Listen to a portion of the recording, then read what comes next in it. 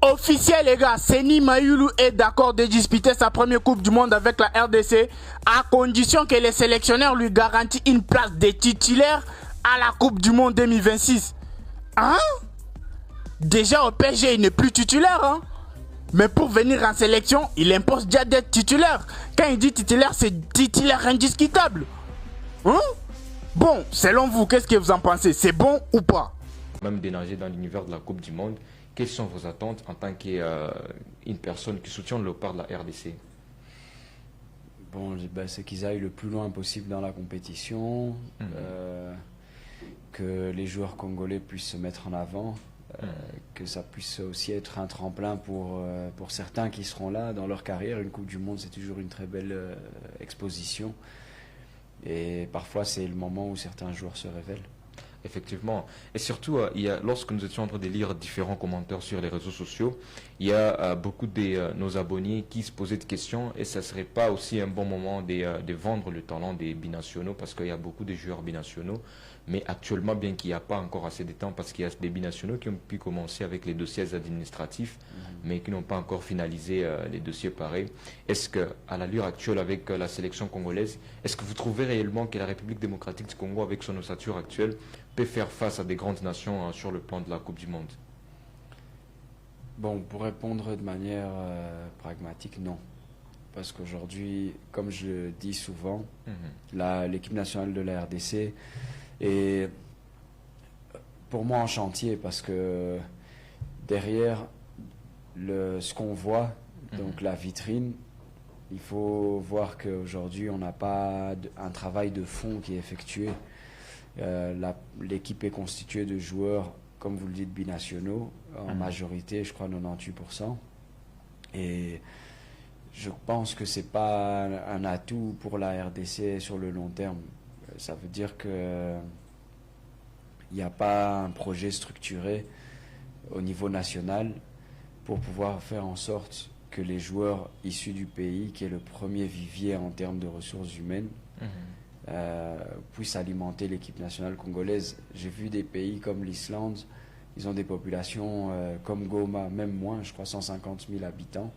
Pourtant, ils arrivent à aller en Coupe du Monde avec leurs locaux. Des joueurs qui sont formés, en tout cas au pays. Et donc, je crois que pour qu'on ait un réel projet de vouloir concurrencer les grandes équipes en Coupe du Monde, il faut pouvoir aussi faire la même chose que ces grandes équipes, c'est-à-dire avoir des centres de formation au pays, avoir une politique sportive claire. À partir de ce moment-là, on pourra ambitionner même de gagner la Coupe du Monde, pourquoi pas. Mais actuellement, l'équipe qui va à la Coupe du Monde, pour moi, c'est une bonne équipe, mais elle n'a pas les ressources pour pouvoir ambitionner de faire une très grande compétition.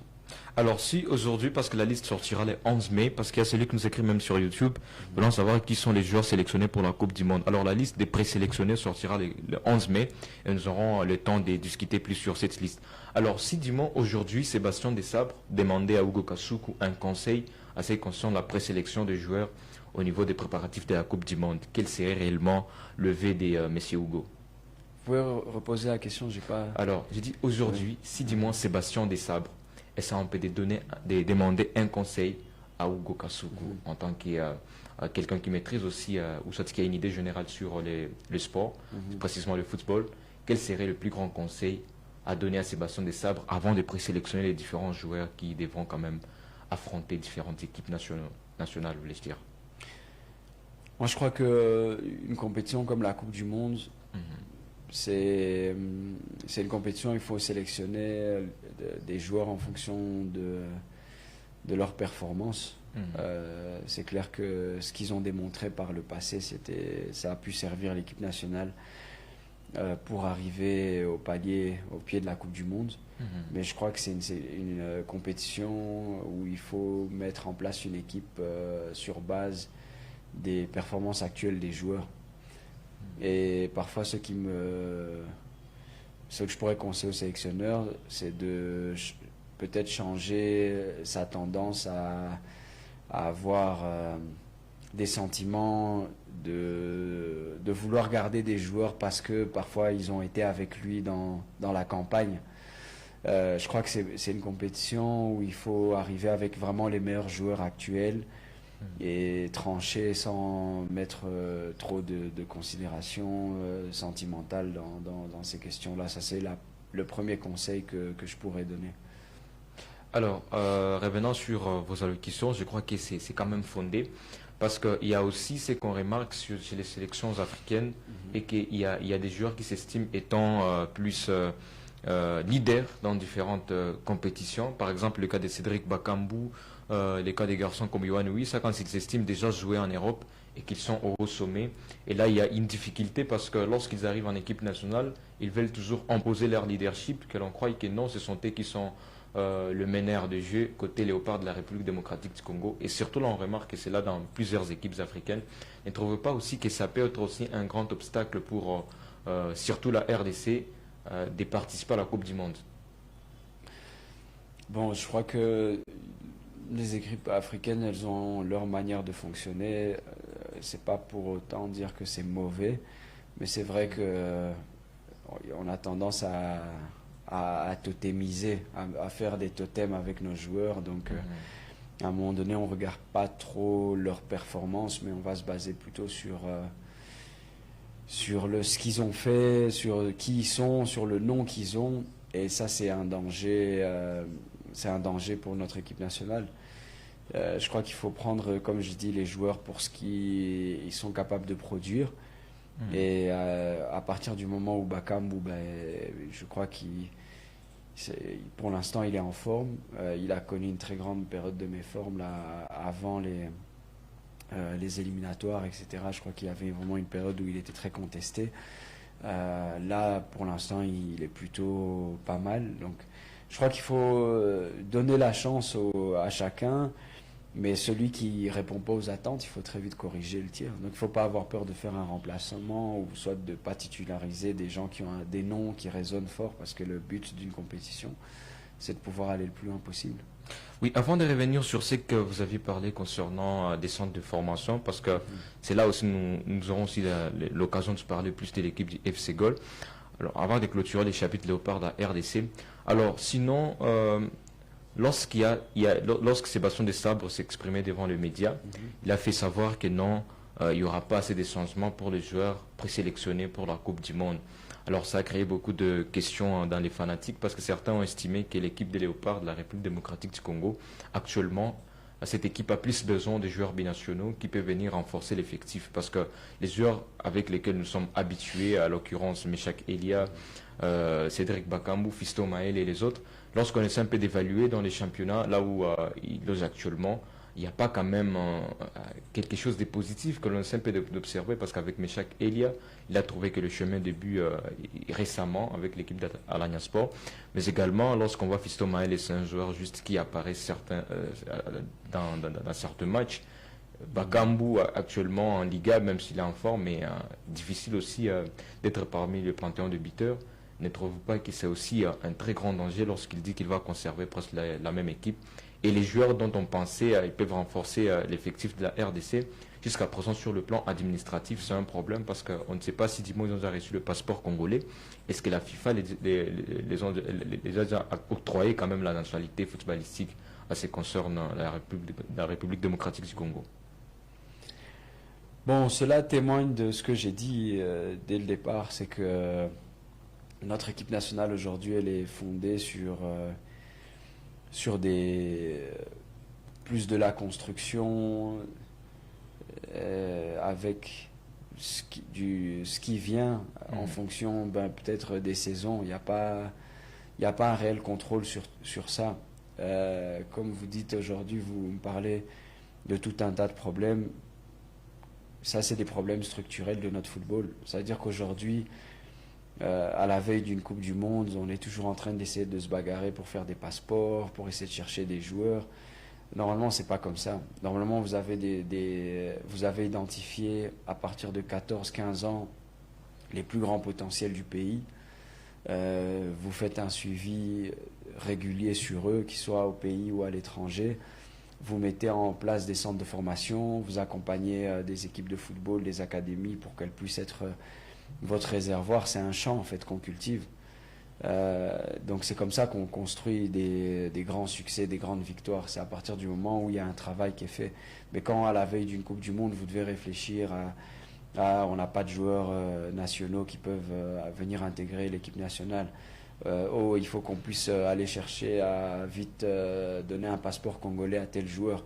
Ça veut dire que vous n'étiez pas préparé en fait à cette Coupe du Monde. Donc aujourd'hui, je le dis et je le répète, ce qu'on fait ici, bon, pour les spectateurs lambda, la personne qui veut applaudir, bon, bah, c'est bien, on va à la Coupe du Monde. Mais pour les spécialistes du football et les gens qui ont vraiment l'ambition de pouvoir remporter un jour une Coupe du Monde, comme on aimerait tous, ça serait le rêve de toute une nation, de pouvoir aller un jour au plus haut niveau dans ce genre de compétition. Et pour ça, il faut qu'il y ait un travail qui soit fait. La France, avant de commencer à gagner, ils ont fait un travail pendant 20 ans sur la formation. Il y a des pays comme le Japon qui vont arriver ici en Coupe du Monde. Vous allez voir le Japon, ils seront très très forts. Le Maroc, le Sénégal. Aujourd'hui, s'ils ont des prétentions de pouvoir aller au plus haut niveau de la Coupe du Monde, parce que je vous dis clairement, moi je parle avec des Sénégalais, etc., des Marocains, je peux vous dire qu'ils vont à la Coupe du Monde pour essayer de la gagner, mais la RDC, si on dit ça, on va nous prendre pour des clowns, parce que derrière, il y a des problèmes sur les fondements de nos revendications. Donc, clairement, tout ce que vous venez de dire là, c'est juste le reflet d'un manque de politique sportive,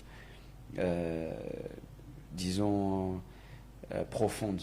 Donc, c'est-à-dire qu'il faut absolument travailler sur un plan sur les 10, 15, 20 prochaines années, parce que ça prend du temps. Le succès ne vient pas tout comme ça. Il faut travailler sur ça, créer des centres, identifier les jeunes, leur faire un suivi. Vous voyez, Lamine Yamal, c'est un projet. Effectivement. On le voit aujourd'hui comme ça, mais c'est un projet. Ça fait depuis qu'il a 10, 12 ans qu'il est suivi. Et je peux vous citer comme ça au moins 10, 15 joueurs aujourd'hui qui sont suivis mondialement, pour lesquels il y a un intérêt. Enfin, Mokyo, par exemple, qui peut peut-être intégrer l'équipe nationale congolaise.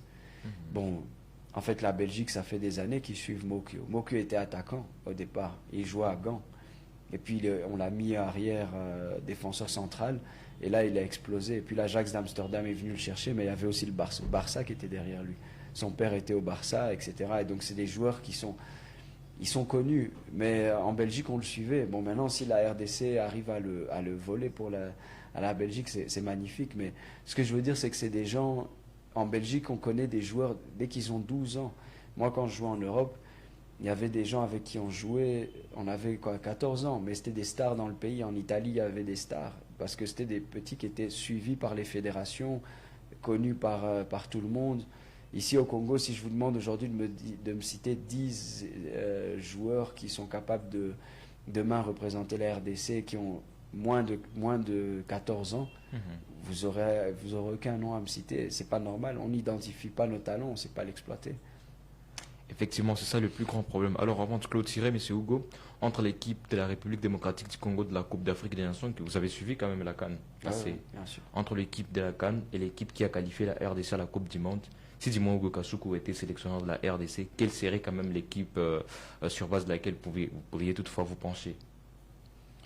Bon, je crois qu'il n'y a pas une très grande différence. Comme je dis, il faut conserver l'ossature. L'ossature aujourd'hui, c'est Chancel Mbemba, c'est Moutoussamy, il y a des joueurs comme Bongonda, qui sont Ouissa, bon, j'espère qu'il va revenir à son meilleur niveau. Bakambu, bon, je l'aime beaucoup, mais des fois, il est parfois imprévisible dans ses prestations, donc il alterne le chaud et le froid. Je crois que c'est sur ces joueurs-là aujourd'hui qu'il faut... Bon, Noah Sadiki aussi est très bien. Je crois que c'est sur ces joueurs-là qu'il faut maintenant construire l'équipe. Après, Toanzebe, il y a Wan-Bissaka aussi qui est bien. Bon, voilà, il y a des joueurs qui sont là et qui ont beaucoup aidé, mais le manque de profondeur du banc de la RDC, surtout offensivement, me fait peur pour la compétition. Mais voilà, on a quand même des bons joueurs qui sont là, et sur l'ossature que je viens de citer, c'est ça il faut construire maintenant une équipe cohérente. Mais bon, comme je dis, on est à la veille de la Coupe du Monde, c'est pas le moment de le faire. Donc, on va faire avec ce qu'on a. Effectivement, il y a M. Johnson Ishar qui passe ses salutations. Je ne sais pas si vous connaissez la personne. Ah, salutations, c'était mon nom d'ami. Alors, Monsieur Hugo, on clôture les chapitres Léopard de la RDC avec juste un dernier mot à ce qui concerne Léopard de la RDC. Dis-moi, il y a un mot à prononcer au sujet de l'équipe actuelle de la RDC. Alors moi, le message que j'aimerais passer, c'est que le football, c'est du divertissement. Et le football, c'est du divertissement. Et ça, on est très heureux que ça puisse nous divertir. Mais je crois que derrière, les Léopards aussi ont une très grande mission. C'est de pouvoir parler de la paix en général, sans tendance d'aller à gauche ou à droite, mais de parler de la paix et faire en sorte que cette Coupe du Monde soit une occasion pour qu'ils puissent activement, disons, parler pour la réconciliation dans le pays. Mais comme je le dis, sans tomber dans les tendances, parce qu'aujourd'hui, c'est ça le grand problème, on a tendance à tout politiser, alors que le football est une question sportive. Et les Léopards, je pense que la plus grande victoire qu'ils pourraient obtenir, c'est celle de parler pour la paix, pour qu'il y ait la paix à nouveau dans notre pays. Didier Drogba avait réussi à le faire à l'époque avec la Côte d'Ivoire. Et je trouve actuellement très triste que nos Léopards, en fait, mettre cette question de côté pour pouvoir parfois faire passer des petits intérêts personnels. Je crois qu'ils ont la plus belle victoire qu'ils pourraient avoir pendant cette Coupe du Monde et qui serait historique, c'est de pouvoir essayer de chercher à réconcilier aujourd'hui le peuple congolais. Ça serait une grande victoire. Effectivement, si vous avez des questions à poser à M. Hugo Kasuku, n'hésitez pas à nous écrire dans les commentaires sur YouTube actuellement. Nous serons là pour vous lire. Et s'il y a aussi des questions via WhatsApp, n'hésitez pas à nous écrire sur le numéro affiché au bas de l'écran. Mais également des commentaires au niveau de la page Facebook. N'hésitez pas aussi à écrire. Et Hugo Kasuku est ici avec nous. Il aura quand même l'opportunité de